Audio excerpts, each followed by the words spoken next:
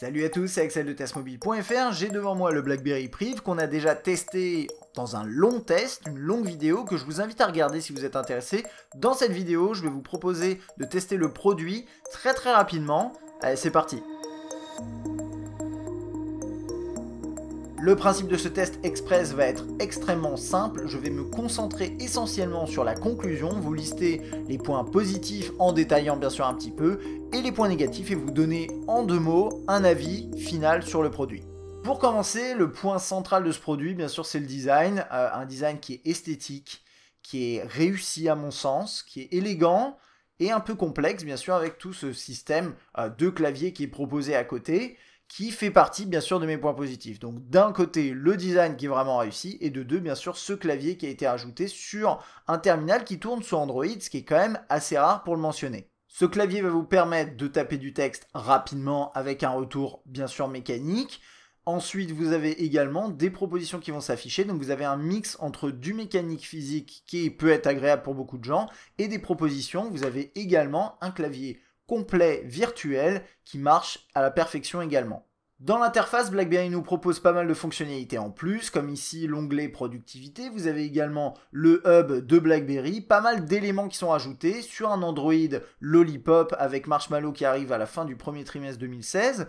Ce Lollipop est plutôt respecté et plutôt bien traité, on va dire, avec des fonctions ajoutées et qui reprennent vraiment à la perfection, on va dire, les guidelines de Google. Si vous voulez aller plus loin par rapport à ces fonctionnalités, j'ai publié une vidéo qui regroupe mes 6 fonctionnalités préférées et également, bien sûr, le test complet. Le privé est équipé d'un bel écran AMOLED de 5.4 pouces que j'ai trouvé globalement excellent, avec de belles couleurs qui sont pas trop saturées, avec des noirs vraiment profonds, des blancs qui sont assez neutres finalement, ce qui est assez rare sur de l'AMOLED, et une densité de pixels qui est tout simplement entre guillemets impressionnante de 540 ppi, donc vous aurez vraiment beaucoup de détails affichés, et ça fait qu'au global, on a ici un très bel écran sur ce terminal.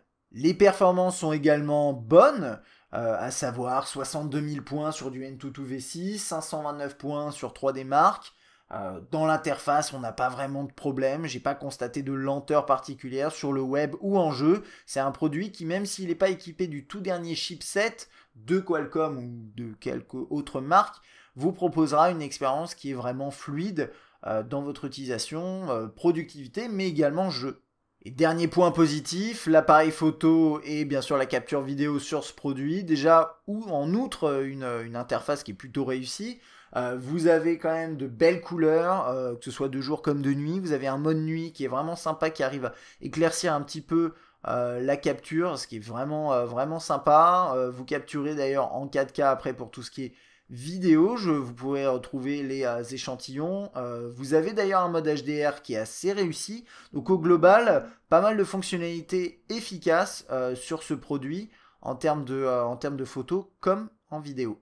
Du côté des points négatifs, on a un petit mouvement ici, que vous pouvez d'ailleurs déceler, je pense, voilà ici, qui est dû au fait qu'il y a un clavier, bien sûr au-dessus, enfin un clavier en dessous d'un écran, et la charnière, la coulissante, le système coulissant, il n'est pas parfait, en tout cas sur le produit que j'ai, je ne sais pas si vous aurez ça également dans le commerce, mais ça m'a un peu saoulé pour tout vous dire. L'autonomie qui n'est pas excellente, d'une journée, une grosse journée maximum, et en utilisation un peu lourde, il va perdre rapidement de l'énergie.